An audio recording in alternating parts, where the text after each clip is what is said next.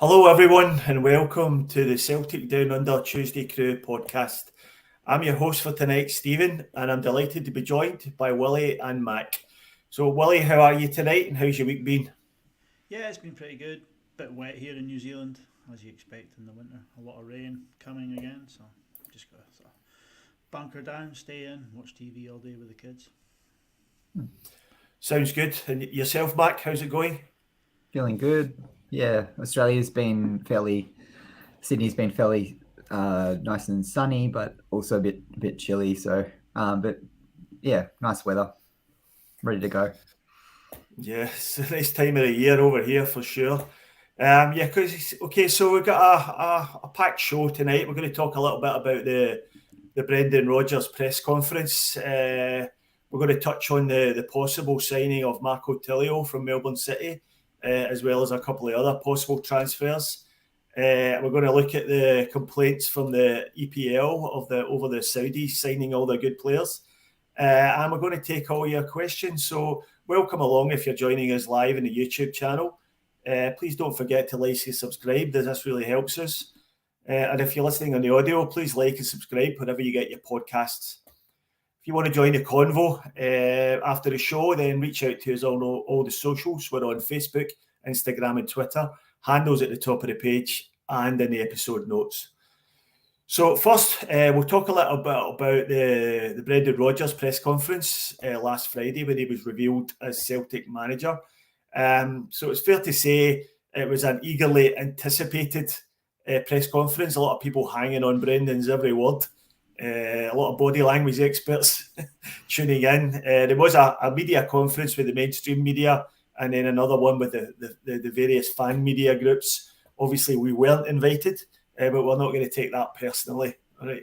So I'll go to you first, Mac. Did you catch the press conference, and what were the key things you took out of it?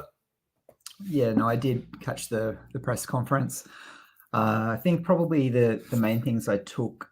One thing we talked about last week was whether he would, I guess, acknowledge that there was some fans a bit upset about how he left the club last time. Some quite upset actually, but I think I quite like the way that he handled that. I think he did acknowledge that he regretted that it had caused hurt the way that he left, which I think that was important that he did acknowledge it. That because I know that some fans. He was obviously a very successful coach, and there was definitely some fans that may still remain quite upset about the way that he left last time. So I think it's just important that he acknowledge that there are people that feel like that, and people are entitled to have those views.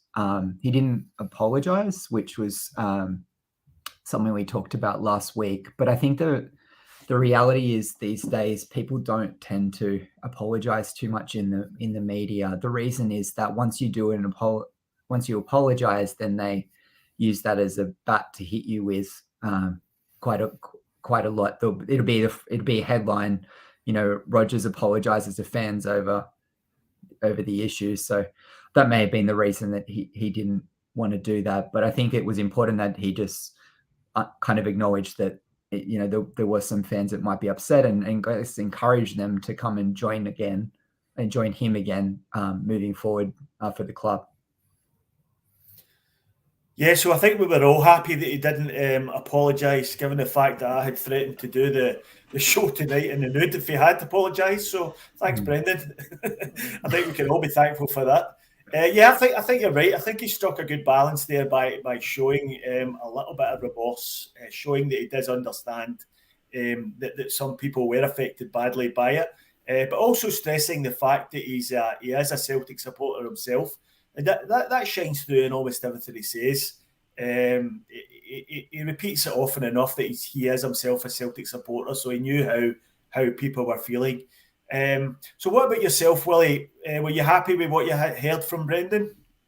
Yeah, definitely happy with what I heard. I mean, he came out and he stated that he wants to do something in Europe. He seems pleased with Michael Nicholson and Mark Wall. The approach isn't going to be too different. he's convinced. What we're talking about there, he seems convinced that he can win everybody round come May when we've got trophies in the bag. So yeah, I mean, these things are generally sound bites. You got to go out there and try and say the right things at the right time, but obviously a bit more difficult for him with the circumstances around what happened when he departed the last time. But I'm quite pleased with the way he's come out with it. He seems content with the squad. He seems to think it may need one or two players. It doesn't need an overhaul, so it's just a tweak here and there. Maybe add quality rather than quantity. And he sees John Kennedy and Gavin Strachan as an important part of the way forward, and he had a hand in convincing them to stay. So the only thing I wasn't impressed with was the camera work. It was shaking around an awful lot when I was watching it. I was getting a wee bit seasick. So other than that, it seemed all right. I mean, he seems to, like you say, he's ticked all the boxes that he needed to tick for the conference. So. Yeah, it was one of the things that jumped out to me was when he spoke about the recruitment process at the club. He sort of mentioned that before in his last spell at the club, it was a little bit confused, was his exact word. And he said there was a little bit more clarity now around the recruitment. Now, I took that to mean that who was responsible for recruitment and who was responsible for providing targets and who had the last word on recruitment. But what did you think about that, Mac? Yeah, no, I noticed that as well. I think that's probably true. I think the club has moved forward is improving in that area. So and I think hopefully that will shine through in who we recruit in the next little while. That we've kind of moved forward. We're looking into new markets, something we may talk about in episodes to come. But yeah, no, I think that's very true. I think it's true what he said there. The other thing that I noticed about the press conference was he talked about he was quite straight up with the fact that he wants to try and move us forward in Europe and acknowledge that, which I think is it shows his ambition in a good way. You know, the fact that because it's a tricky thing for Celtic to do with our budget compared to some of the other clubs that are out there. But I prefer to have a manager that is ambitious about Europe and wants to see if we can do something. I want to see that moving forward from our managers. So that was a good message for me because he knows that if he doesn't do well, that the media will come at him. So he's going to do his best. That's putting that out there. Sounds like he's going to do his best moving forward in that area. Yeah, and it was very interesting, Willie, that he had a lot of good things to say about Callum McGregor. And it was also interesting that Callum McGregor was part of the sort of deputation that flew out there with the Celtic board to put a pitch to Brendan Rodgers, and he had lunch with Brendan for a couple of hours last week or the week before. So yeah, he spoke very highly of Callum McGregor. Do you think that's very important for a manager coming into the club? Yeah, I definitely think that's important. I mean, he needs to have a good relationship with his captain. There can't be sort of any disharmony there between him and Callum McGregor if that's the case. You know what I mean? So and it's really good to see that Callum McGregor's putting the effort in there too to head out there and sort of see the delegate and have a wee chat with him and see how it's going to move forward. Let him sort of know what Callum thinks of the squad and give Brendan an inside knowledge of what they're capable of from the pitch side. Yeah, and Mac, he was also he spoke really highly of John Kennedy and the role that he's going to play moving forward. Spoke about how he trusts him and had a great working relationship at his last spell with the club. So it looks as if John Kennedy's going to be a guy he relies on a lot, especially in his first few weeks, months at the club. Yeah, no, I think that's another positive. And I think that's the right message to be putting out there. I think John Kennedy will be quite important because he will be able to, much like Callum will be able to talk about how the club's moved forward since the last time that. When I say move forward, I guess I mean what changes have happened within the organisation and in what areas does Rodgers need to consider to continue to change. So I think his knowledge will be really helpful for for Brendan moving forward. We know that, John, it's been multiple managers that have talked about John Kennedy doing a good job. And I think generally so far, Rogers has managed to retain the majority of his staff. I haven't heard about many moving away. So I think that's really positive. It means there'll be some continuity for the club moving forward from here. Yeah, I think he'll definitely bring some of his own people in sort of behind the scene roles, maybe in the sort of sports science, data analysis roles. But it's good to see this sort of backbone of the backroom team is staying in place.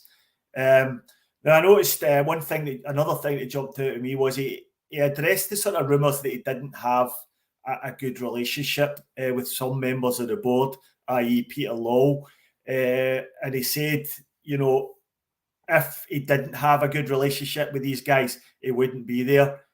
So it was good to see him addressing that. And it was also interesting, Willie, wasn't it, to see Peter Law being so front and centre. I think that was probably the most public we've seen Law since he came back as chairman. Do you think that was significant?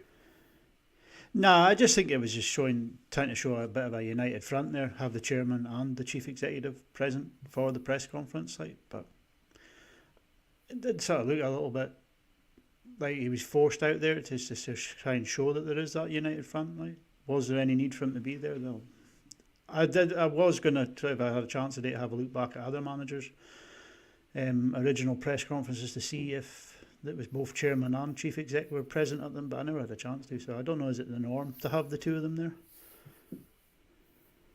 Yeah, I think it probably is. I mean, he's the chairman of the board. It's quite a sort of ceremonial position, really, and you get wheeled out for events such as this. So I wasn't really surprised to see him there. I must say, though, I don't know if it was me, it looked as if he was terribly out of breath to me. I was a little bit worried for him at one point. I mean, I know he's knocking on a bit now, Peter, but is he the latter? He was really nervous. I don't know if it's all this talk about transfer budgets is making him nervous. He could be, aye. So yeah, it was good all round. It was also good to see him to see Brendan go out onto the steps at Celtic Park after it, and addressing the crowd that were there. There certainly wasn't as many there as were there the first time, but he certainly got a good reception, and he knows all the right buttons to push. The comment about we'll see you back here in May, I thought was excellent. So were you happy with that, Mac? Yeah, for sure. I sort of agree with Willie that the reason it wouldn't surprise me if Peter Law was partly there to, I guess, make sure that people were not too concerned about them working together in the future, because in the past there have been rumours that there was some discontent between the two. The biggest thing for me, though, isn't so much what they do publicly, but more just privately, that they've had some discussions about how exactly they will make decisions moving forward for the club, and how they can work together as a whole, because there is definite advantages. I guess the biggest thing is you don't want conflict between different people within the club, and you don't want different people's ego or personal views conflicting with each other. We want people to be working together in collaboration.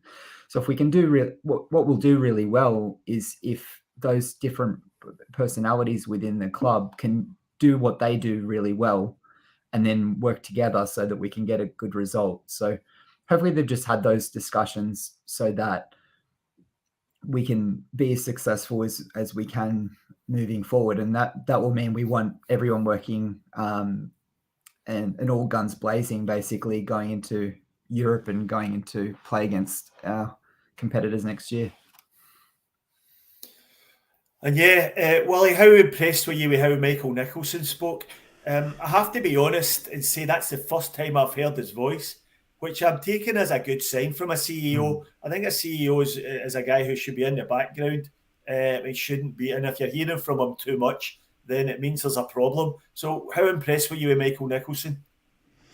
Yeah, he didn't seem to flinch when the questions came his way. He even threw in a bit of humour there about the trip to Spain, and that was it the guy Mackay had his sombrero and the beach ball out, and that's what gave it all away. So he seemed quite confident and quite collected when he was sort of put on the spotlight, and he gave the answers quite clearly that we're going to move forward, and we want what's best for this football club, and that's what it's all about, is to make sure that we are one step ahead of everyone else, and we are on the front foot at all times. So I'm quite impressed. Yeah. All right, so I'll just bring in a couple of comments. One from Andrew Galea here, saying apparently Rodgers gives his players a copy of his manifesto, a textbook from an all to study. Translators will be busy. So there'll be a lot of reading up for the players to catch up on over the summer months if they're not too busy running around all over Europe, having a nice holiday breaks, with some great pictures coming in of Jota on his holiday, and Carl Starfelt as well. So they all look as if they're having a good time. Mahesh has commented, Rodgers looked mega nervous. Mind you, Ange wasn't all that impressive at his first presser. I think Rodgers, he did look a little bit flustered at times, but overall, he's a smooth operator. Gone Yourself comments, those who don't agree with BR being back will have to get used to it and warm to it, as we support the manager and backroom staff, united, not divided. So that's an excellent message, and I think that's one everybody will get on board with now. Brendan's here, and it's time to start looking forward. And speaking of looking forward, it was straight into business and straight into sort of recruitment business for Brendan Rodgers. We'd already had the signing of Odin Holm already more or less in the bag, but the rumours are sweeping round Scotland and down here in Australia that the signing of Melbourne City winger Marco Tilio is almost complete. I think there's enough journalists reporting on that just now that we can almost take that as being done. So we thought we'd just have being an Australian-based podcast, would have a bit of a deep dive into Marco Tilio, and just for all you guys back home who are wondering what type of player he is. And for this, I'm going to give credit to my daughter's partner, Matt, who's drawn up a very comprehensive scouting report, which we'll just run through now. So Marco Tilio was born the 23rd of August 2001, so he's 21 years old. Plays on either wing, left or right. His profile is he's left-footed. He's technically a good dribbler, and he's very direct, always attacking towards goal, and very energetic. So he came through the youth system at Sydney FC, joined the system in 2015 and worked his way up through the age groups. Won the Golden Boot in the Youth League, the Y League, with 11 goals. Scored 2 in the final over Melbourne Victory. Made his professional debut in the AFC Champions League for Sydney FC against Kawasaki Frontale in a 4-0 defeat. And his A-League debut came in the 2019-20 season against the Central Coast Mariners. And a minute after coming off the bench in the 87th minute, Tilio scored, extending Sydney's lead to 2-0, and then provided an assist to make it 3-0. September 2020, Tilio joined Melbourne City. In his first season at Melbourne City, he scored his first goal in the midway point of the season against Wellington Phoenix. Played a crucial role in the back end of the season due to injuries and players being away on international duty. He only missed 10 minutes of the last 5 league games of the season. And in the semi-final, he both scored and assisted in a 2-0 win over MacArthur. In the final, he helped Melbourne City to a 3-1 win over his former club, Sydney FC, with a standout performance in the game. He continued growing in the 2021-22 season, starting 12 of 22 games in the league. He registered 4 goals and 7 assists in the A-League that season, as well as being a standout in the AFC Champions League, scoring 3 and assisting 1 in 5 games. Tilio scored in the A-League semi-final, second leg win against Adelaide United, but unfortunately couldn't do enough off the bench in the final, as Melbourne City lost 2-0 to Western United. 2022-23 season, he's been a standout of his career so far. In the A-League, he started 85% of the games for Melbourne City. He contributed 9 goals and 6 assists. And overall in the league, he played a part in 25% of Melbourne City's goals. In the final series, he scored a further goal against Sydney in the semi-final. And in the final, he started but couldn't do enough to stop a very bad 6-1 defeat to the Central Coast Mariners. He was named on the bench for the PFA A-League Team of the Season for the first time. International-wise, in July 2021, he was part of the Australian Olympic squad. coming off the bench in the 80th minute and scoring with the second touch against Argentina in a 2-0 win. He was first called up to the Socceroos squad in January of 2022 and was part of the squad in the 2022 FIFA World Cup, but didn't play any minutes after getting called up to cover for Martin Boyle's injury. So, Marco Tilio, I'll go to you first, Mac. Do you think, well, first of all, thanks very much to Matt for that comprehensive profile. And do you think, Marco Tilio is the type of player we should be looking at? And are you hopeful he'll be a success at Celtic? Yeah, no, I think so. I think he's. I don't think he's the only kind of player that we should go for, but I think he is a good addition to the squad. I think looking at him, I think those things are all correct. I think he has really, he's quite a technically good player, quite not a tall player, so he's quite a shorter kind of guy, but quite quick. Has a good use of the ball, quite good in tight spaces, which is really helpful. Can find the goal, which is good. So, and look, I guess from a wider perspective, I think it's a good addition.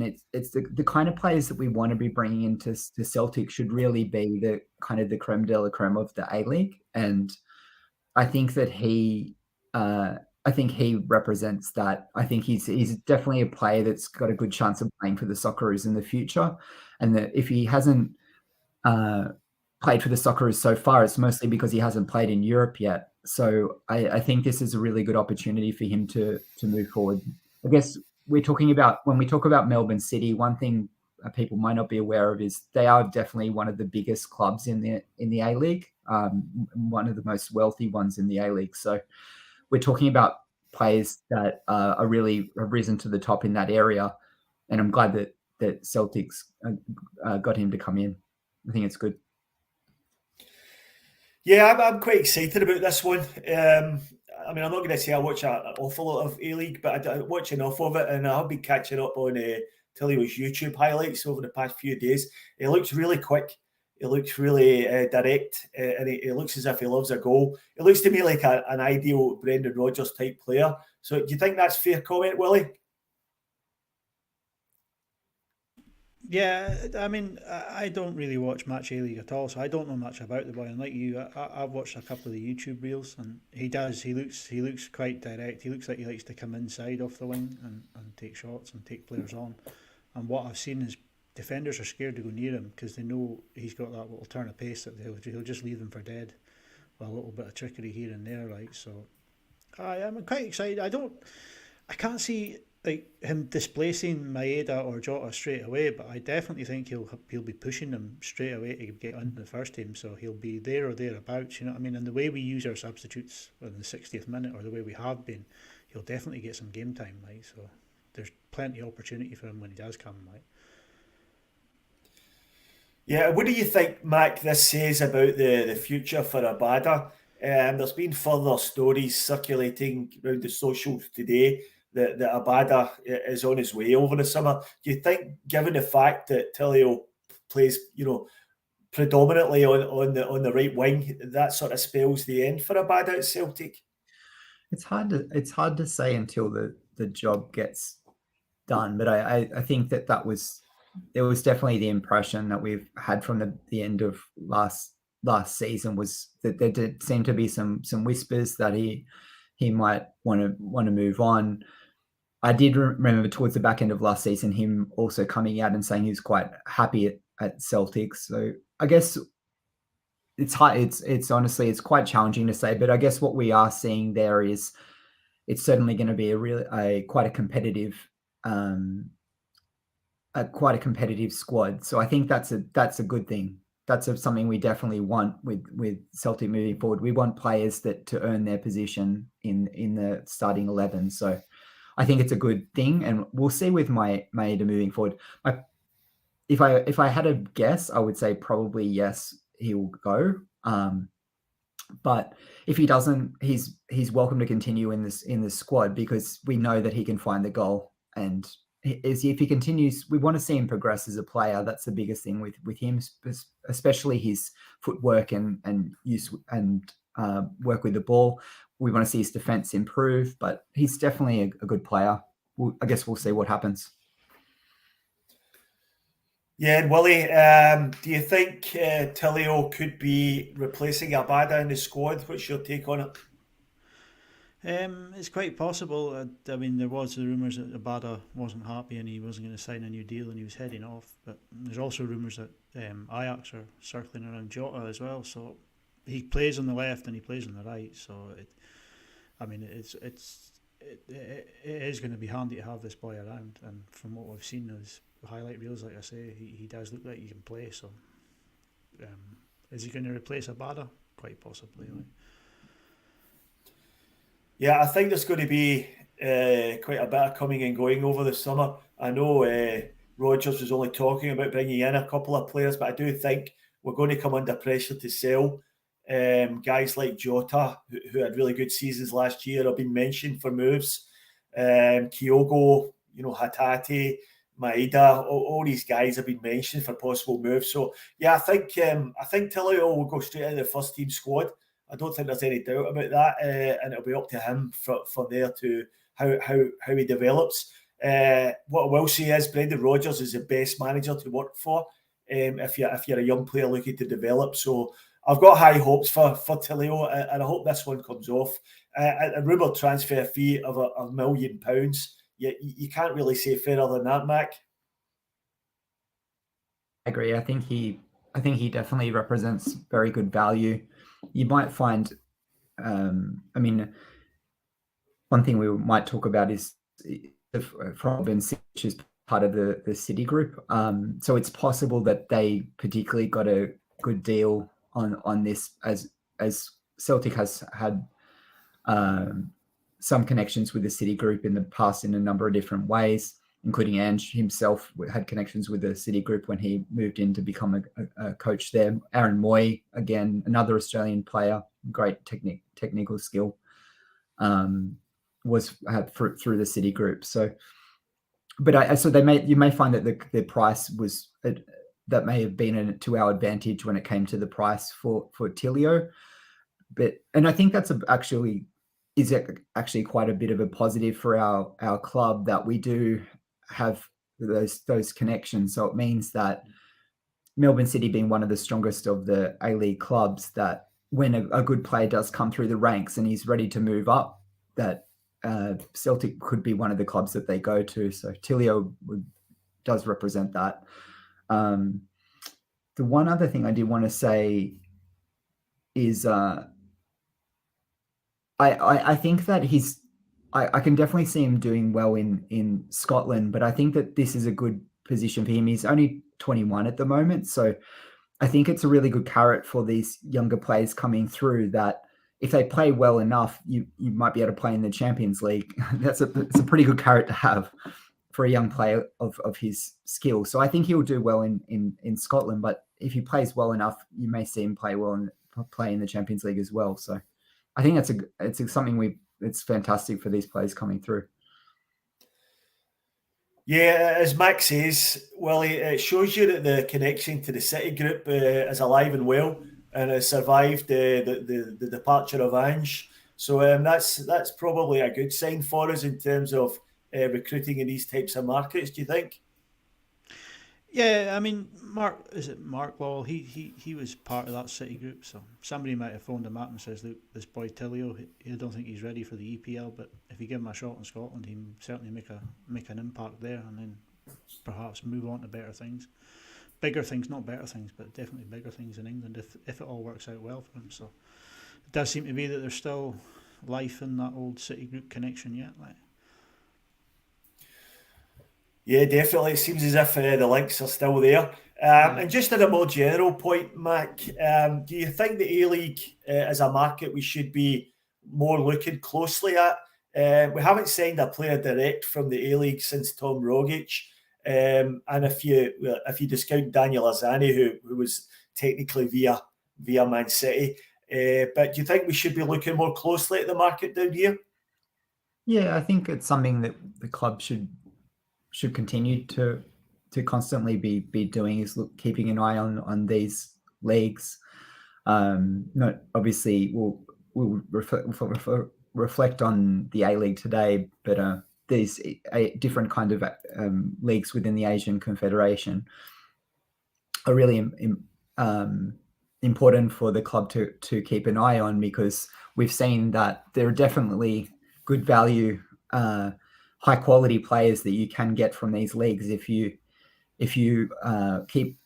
scout them correctly and find the right people. One thing I think that the club's definitely moving forward with is using data as part of their data as being part of their recruitment process. I think it is important that data isn't the only thing that people use, but it can be a really good way of kind of getting a concept of what advantages a player has.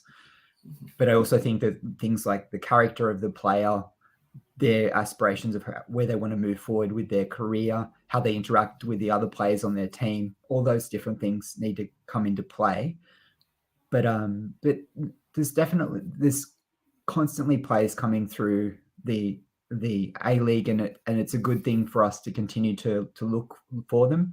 A club of the quality of Celtic, we really should be looking at the best players coming through that league.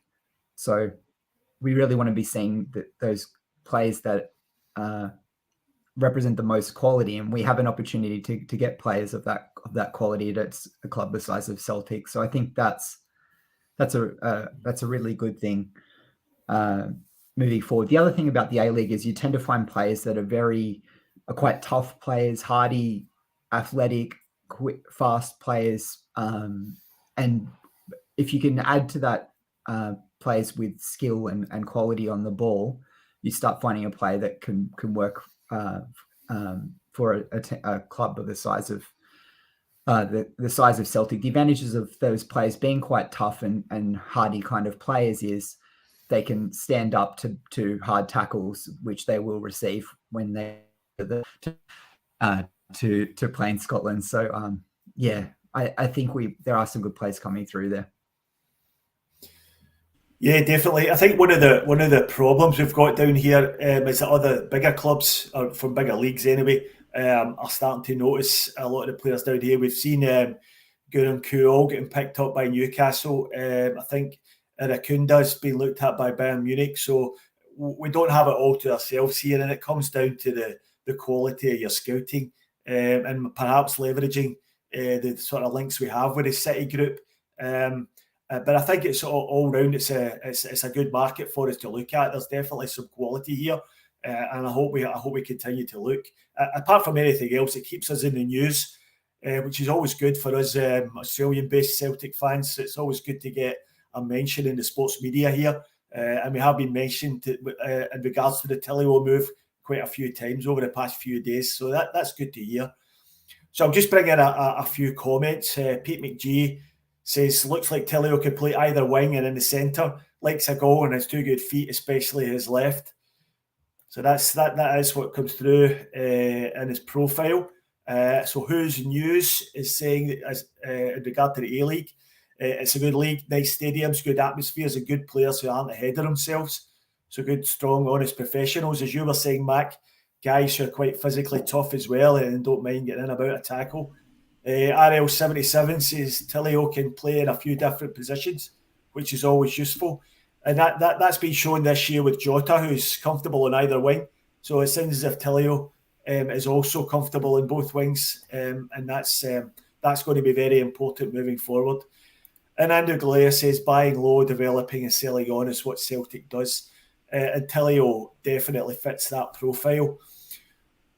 So I'll just move on to the next rumoured transfer, and that is the 21-year-old Korean Yang Hyun-jun, and I've probably butchered that name, so apology if I have.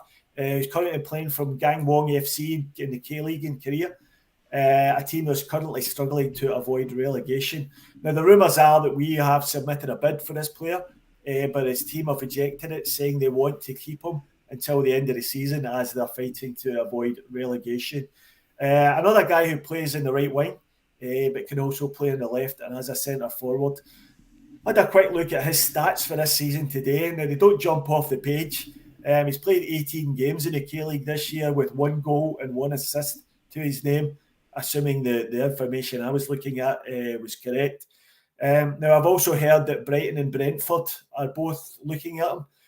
Now, both these teams are well known for having a very, very good recruitment scouting network and very data-driven. So that's a positive. So I'll go to you first, Willie. What do you think about this link? Do you think there's any mileage in it? Do you think it'd be a good acquisition? I think Peter Law was going out and decided, Brendan Rodgers coming back. I bet we're going to get a couple of wingers in now. So I don't know. It just seems to be another winger. We have 1 million of them already. You know what I mean? It just seems to be. It would sort of signal that there may be sort of room for people going out in that department for more than anything else. But from what I'm hearing is that they want him. If we do, he's trying to force the move through, and if we do get him, they want him back straight away on loan until the end of the season. So. It's a bit of a tough one to call. Brendan Rodgers obviously had a look at him. He's got an overall say on who's coming and going. So I dare say Brendan will have a look at the video and the analysis that's there available, and might have given the say so on it all. So I don't know.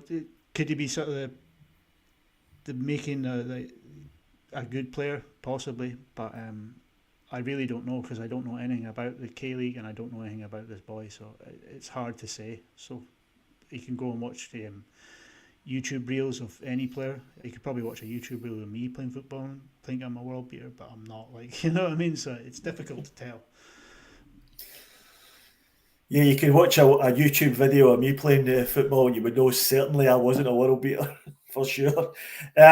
So, Mac, yeah, as Willie mentioned, it's another right winger. Possibly this is maybe a contingency if maybe the Tilio deal fell through, perhaps. But do you think that all these sort of wide players we're looking at, do you think it's going to stunt the development of our own sort of youth wide players like Rocco Vata and Ben Summers, who both got a little bit of exposure in the first team squad at the tail end of last season? Do you think we should be putting more emphasis on these guys? Look, I think both of those, Ben Summers and Rocco, I think both of them look like they have good quality moving forward. They are prospects that I would like to see move into our team over time. I think it's a challenge. It's such a challenge sometimes to bring players in, because we're trying to do two things at once. So on one side, we want to be, what we're asking from Brendan Rodgers is we want to play well in Europe and start stepping up to that stage. On the other side, we also want players to come in and have development as well.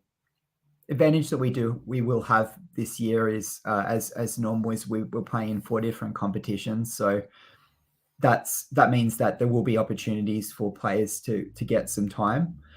And particularly because we will continue to play a fast brand of football, that's going to mean that players are going to need to have, there's going to need to be rotation within the squad.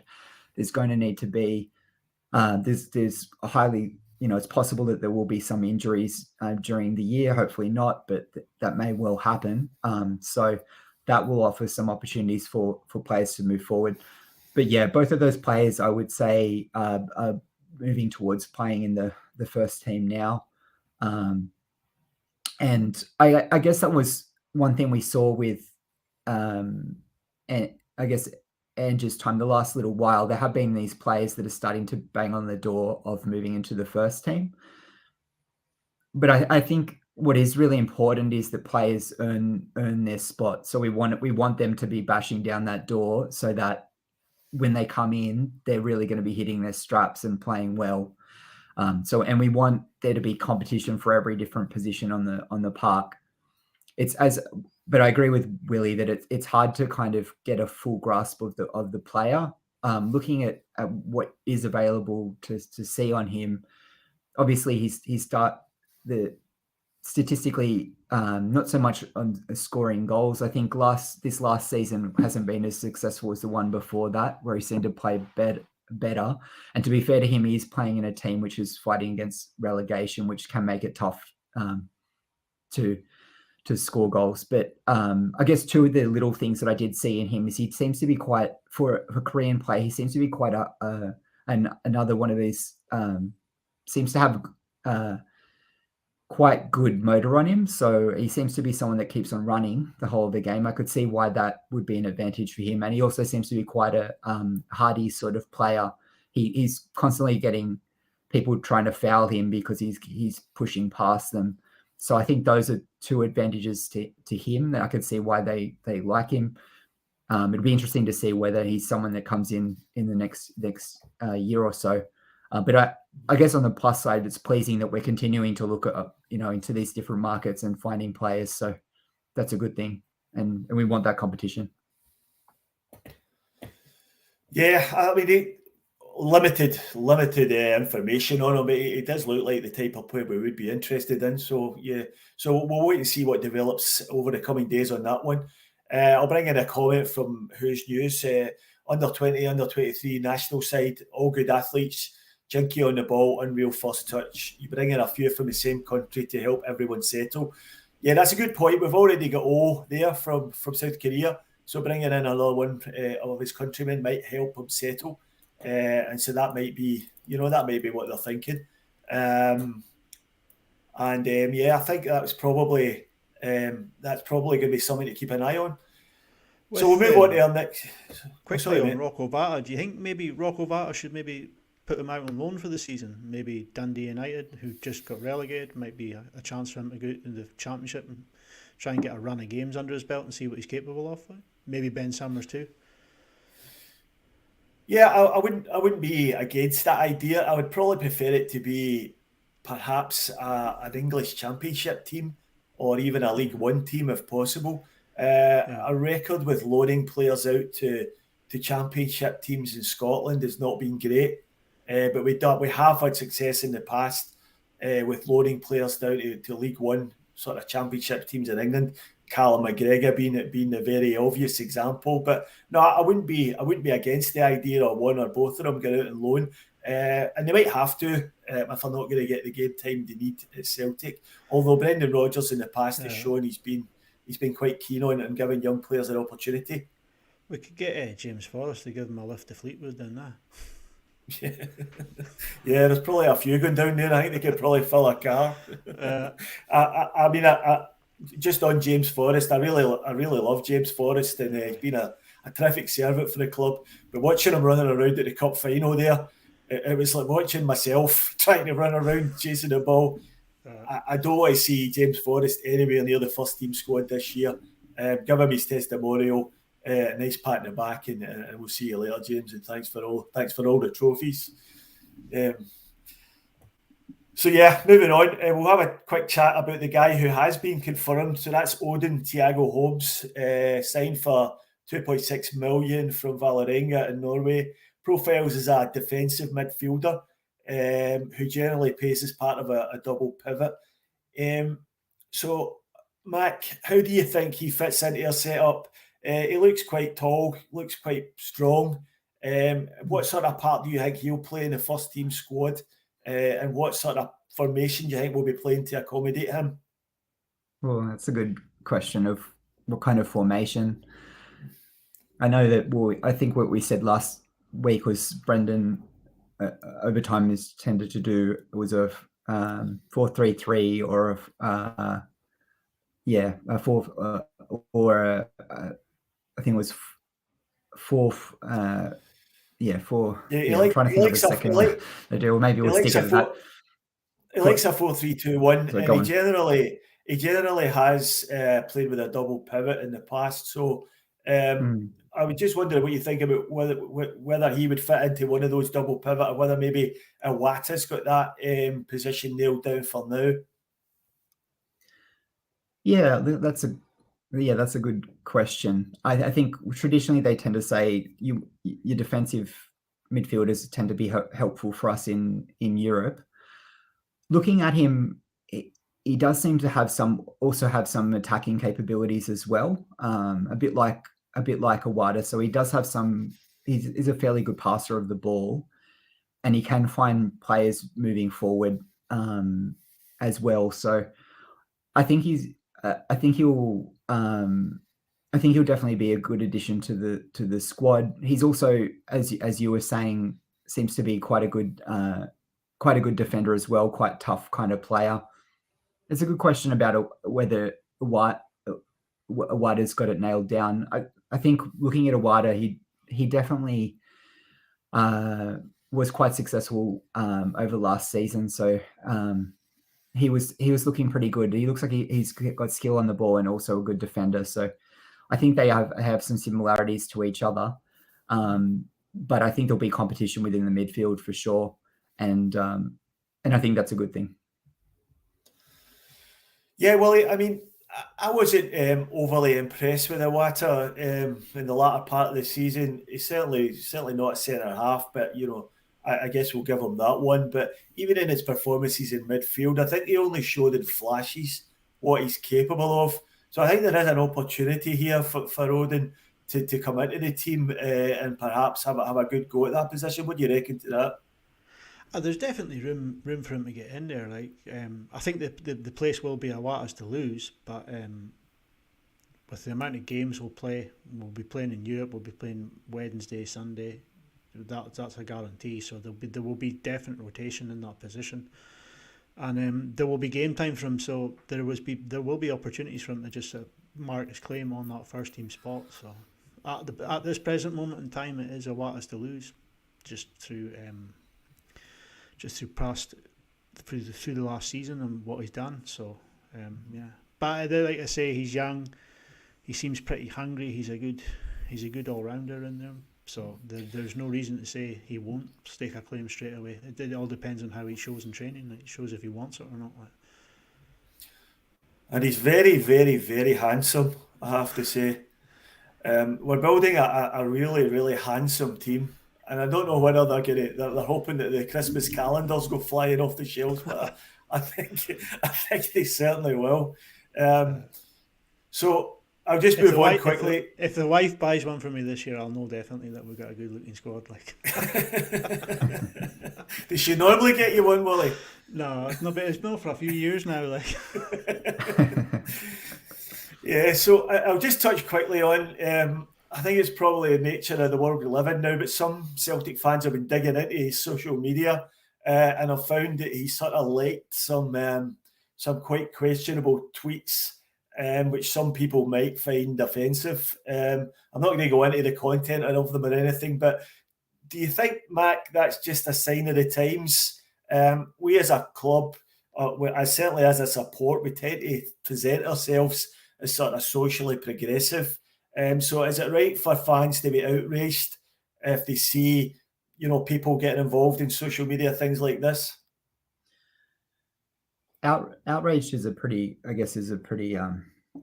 strong word. I think each fans have the ability to feel how they feel about different players, and each fan has their own ability to do that, and each fan also has the capability, if they don't like something about a particular player, they can discuss it, and they have the ability to speak out through social media if they don't particularly like someone's views.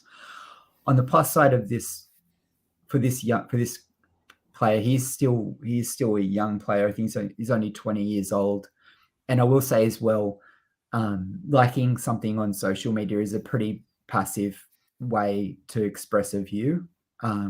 It's not. I'll be more concerned if I saw him going to a far right rally or something like that and getting engaged in being a far right leader. Maybe that's a bit of a concern for us. But but he's, as I said, like he's a young 20-year-old bloke, a young 20-year-old player. He's liking is a pretty passive way of expressing a view. Hopefully, our views within Celtic tend to be more of and my own personal views tend to be more of a progressive kind of views. So hopefully he'll learn a bit from this experience and continue progress as a person and learn new things and maybe have different views in the future. But and I guess it is a bit of a timely reminder to players just to be a bit careful about what you're expressing online, because as players move up the ranks, people tend to take a more interest in what they think about different issues. So something for him to think about. Yeah, and Wally, how would you like to be judged on the things you like on social media? Bearing in mind I follow you on social media. Yeah, probably better leaving that one alone then. I think the club will quite quickly bring him in and say, look, let's have a word with you about your social media. Let's show you the rights and wrongs and what you can and can't do. You're now at a club that has a global sort of fan base, and you'll be under the microscope for everything you do in these sort of platforms. So there'll be a bit of in-house training going on right as we speak, like, and just saying that you can't do that. Like, that's just not the way forward for this club. I think there was a player in the past did something on the internet, and he didn't last too much longer. After that, I think it was, I can't remember the boy's name, Oxland Chamberlain or something like that. I think something happened with him on one of the social media platforms, and he was quite quickly shown the door after that. Like, so there'll be, like I say, there'll be a bit of in-house training going on. So. Yeah, so yeah, I think it's just a sign of the times that everybody's, jumping in, digging through everything he's ever liked. But yeah, he'll get used to operating at a big club like Celtic and underneath the spotlight that the club operates under. So I'll just jump on to our next topic. We're getting towards the end of the podcast, so we'll just talk quickly about this one. I just wanted to mention, it's not a Celtic-related topic, but it's the hypocrisy of English Premier League commentators to be complaining about the Saudi League paying big money to take players. Now, the background to this is four clubs in the Saudi League have effectively been taken over by the Saudi public investment firm, which is essentially the government. And it's the same group which owns Newcastle.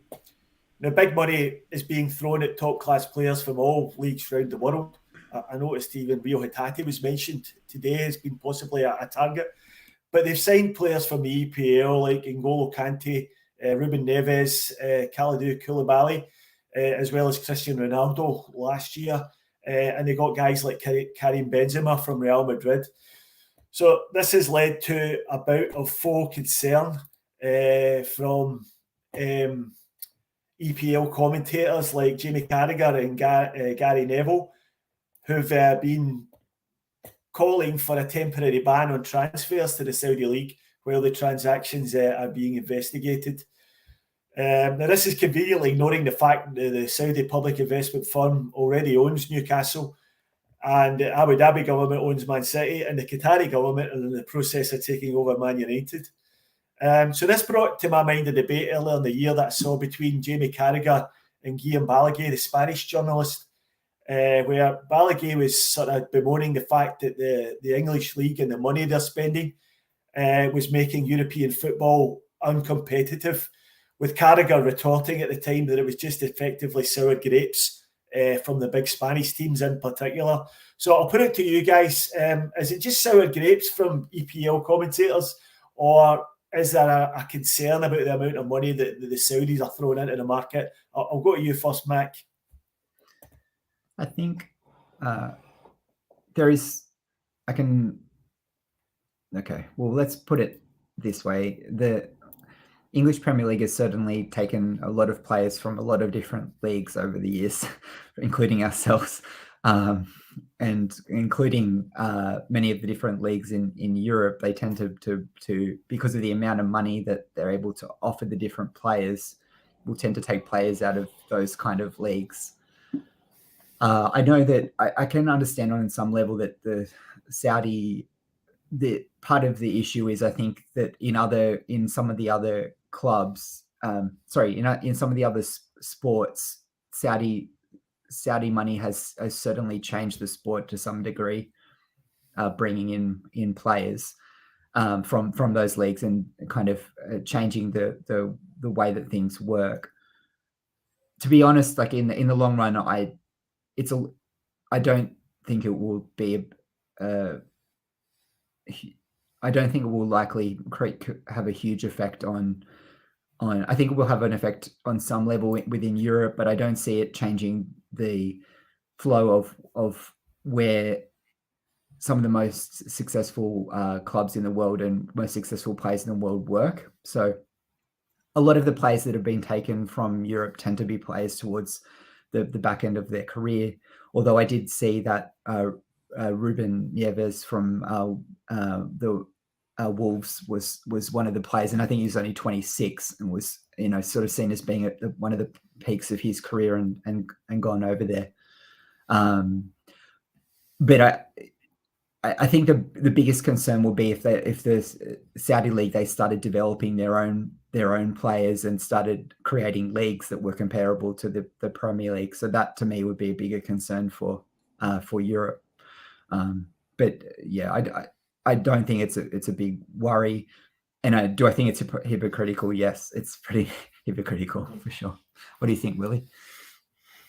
I think it's a big ha-ha moment, like, get it up you sort of thing, isn't it? Like, it's just, like you say, it's sour grapes. I think the only thing it might do is it might accelerate the European Super League thing, because we all know that the Spanish clubs can't compete with the English clubs money-wise, and if the English clubs can't compete with the Saudis money-wise, that might just sort of accelerate that process of a move to a Super League where the money just sort of circulates around the big 12 clubs.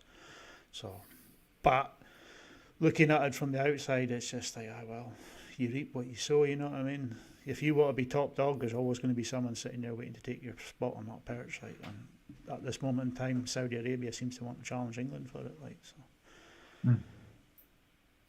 Yeah, I think some of the concerns that have been raised with the Saudis' involvement in football is similar to the Abu Dhabi government and the Qataris, as the issue of sports washing. I know there was a lot of allegations of sports washing around the last World Cup, and I understand that, and that is a concern. But when you consider how heavily these countries are already bought into the English Premier League, as well as the Russian oligarchs before them, I do think it's a bit hypocritical for them to start complaining about it now, only when it's working against them. So yeah, I agree with you, Willie. I think it's a big get it up you moment for the EPL, and maybe a bit of a reality check. There's always a bigger dog in the fight somewhere. So I don't think the EPL will suffer really. But at the end of the day, I think that will still be the league. That will still be the league everyone wants to play in. So they'll still get their pick of the top players. But yeah, it is a bit of a reality check for them, and it's good to see them get a taste of their own medicine, because they've been doing the same to leagues like the Scottish League for years and years. So we'll just move on. I just want to mention one last thing, and that was the sad news that broke yesterday that the former Scotland boss, Craig Brown, had passed away at the age of 82. Craig was a massive figure in the Scottish game, best known for being manager of the Scottish national team from 1993 to 2001. Taking Scotland to the Euro 96 tournament and to the World Cup in France in 1988, which was the last time Scotland reached the World Cup. He was Scotland's longest serving manager, taking charge of 70 games. He was the brother of the former Celtic general manager, Jock Brown, and he was known as a warm, friendly and approachable guy, well regarded right across the spectrum of the Scottish game. And without a doubt, he'll go down in Scottish football history as a legend of the game here. Willie, memories of Craig Brown? Just the success he had with the Scotland team, the Euros, the World Cups. I mean, there was qualifications there, and it wasn't like we were scraping through the qualification groups. We were qualifying automatically and things like that for these tournaments. So it was a really successful time, and it wasn't like we were blessed with an abundance of great players. It was just a really hard-working team that went out there and got the job done. Colin Henry, he made Colin Henry just captain fantastic, wasn't he? Like, you know what I mean? Just big Braveheart at the back. Jim Leighton with his no teeth cheering every goal they scored and that. Just memories of like happy times. Just when Scotland were actually going to tournaments the whole time, and he was the brains behind it all. Like, so. I mean, I think he was involved in 1990, and I think he was involved in Mexico as well. Was he with Fergie and that? Like, so yeah. And my first game at Celtic Park was when we qualified for the World Cup in '98. So he was obviously the manager that day. We beat Latvia 2-0 in a 2/3 finished stadium. Like, so. Very sad news to hear. Sad indeed. Yeah, and my abiding memory of Craig Brown was when McCoy scored in the Euro '96 against Switzerland, and he ran to the sidelines, and Craig Brown was there with a big smile on his face. So that's the sort of picture I see when I think about Craig Brown. So, Mac, you might not have as much knowledge as the rest of us of Craig Brown, but a sad day for the Scottish game. Yes, certainly. Yeah, I don't have as much knowledge about it, but one thing I will say is a lot of the responses that people have given to him passing away have been that he was a kind of modest man, but also very successful at what he did, which I think are really good qualities for a person to have, and something that Scots are known for, being quite modest but also succeeding. So yeah, definitely, definitely sad news, and all the best for him and his family. Yeah, so just ticked over the hour mark, so we reached the end of the podcast. So I'll just grab a couple of final thoughts off you before we wind up. Willie, yourself first. No real final thoughts this week. I was hoping to discuss the home kit. I'm not overly too impressed with that. So for me, it's like Adidas. Come on, we need a decent one next year. Yourself, Mac, any last thoughts for us? I think the club seems to be moving in the right direction, and I guess it's a good time now for them to start getting momentum. The players will come back in fairly soon. We'll be looking at what new recruits we can bring into the club. I think let's keep on going with what we've been doing the last couple of years. So interested to see who the next people through the door will be. Let's see if we've got some new successful players coming in. Yeah, so my final thought is tomorrow morning I'll be going into battle for Taylor Swift tickets, and there's a dad fail on the line if I don't get them. So please wish me luck. I'm certainly going to need it. You're gonna need it. You're gonna need it. Yeah, they're hotly contested. That's going to be a tough one, but yeah, hopefully I get the W, as they say down here. So thanks guys, that was good fun. Thanks everybody who joined us in the comments. Don't forget to tune into the Wednesday Pot Noodle show tomorrow, and if you haven't heard it already, go and catch up with the Monday weekend review show on the podcast apps. So with that, I'll just say have a great week, guys, and hail. Hail.